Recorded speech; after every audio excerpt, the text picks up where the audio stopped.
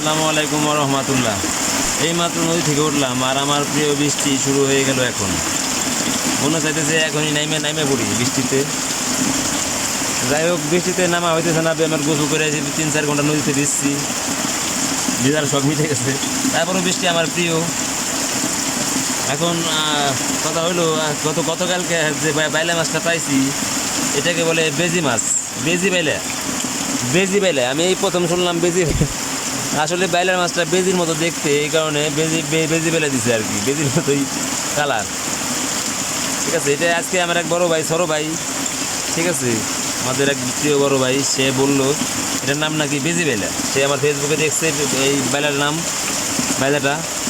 সে দেখে আজকে আমার অম্বিকা বলে দেখা, সে বললো যে তুই তো বেজি বেলে বেচিস।